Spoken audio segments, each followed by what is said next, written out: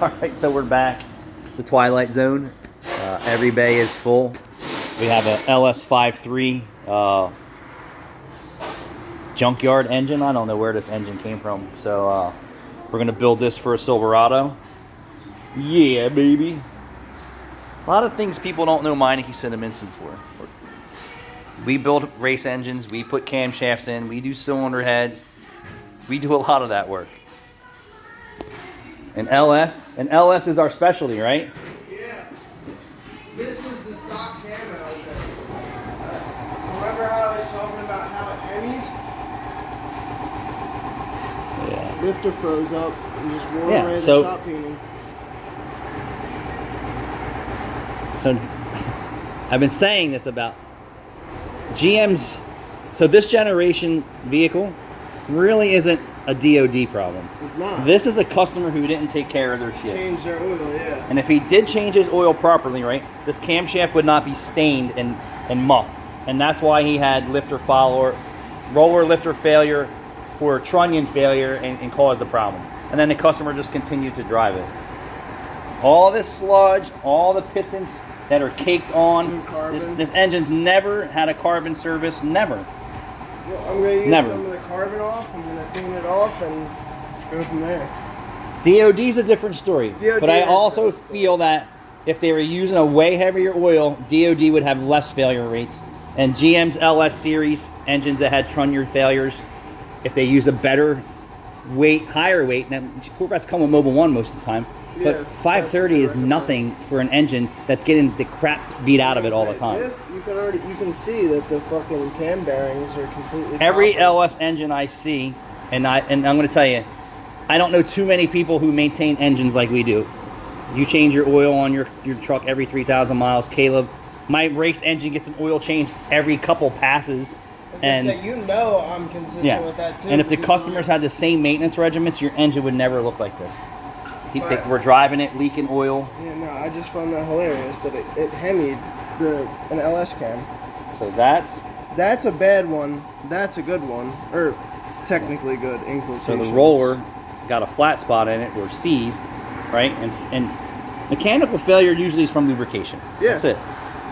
And if this customer took care of the engines like we take care of it, it would never need a camshaft. It would never need lifters. Even if it was 5,000 miles. Never. But you know, this guy probably went 8 to 10, or just didn't change it at all. I was like, oh, my light came on, and you take my race car motor apart right now, it won't look like that. You take your Jeep motor apart, it won't look like that. You take his engine apart, it won't look like that. Why? Because we take care of it. Simple maintenance. And then Cato's working on another Corvette over here. So what, yours is a C5, Jude? So, in the last 2 months here, we've had brand new C8.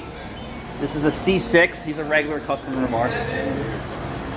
We had a C7?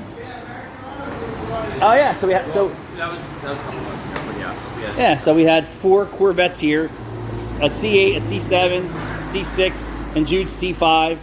I had a C5. We had a C5 here a while ago. It's been a while ago.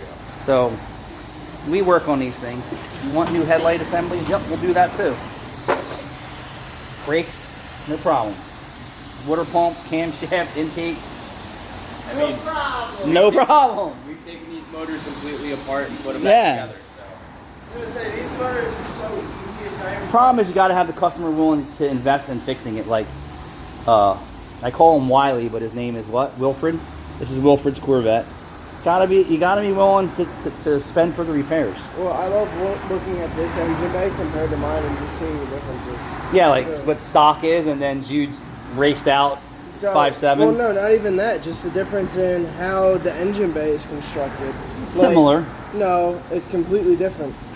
This is way more narrow compared to mine. I just said it's similar. But then also with the clutch and the master cylinder for the brakes are the same.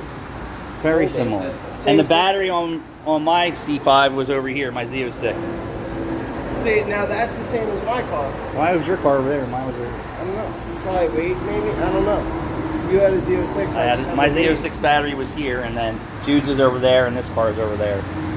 But it's just nuts and bolts. It's just how we look at it. But if you look at this, you could say, oh yeah, this is a Corvette, right? Yeah. And if you open the hood in your car, you're like, yeah, that's a modded Corvette. Supercharger, go look at the nitrous. difference. Yeah. Go over. All right, we're gonna give you a This stare and is that. compare.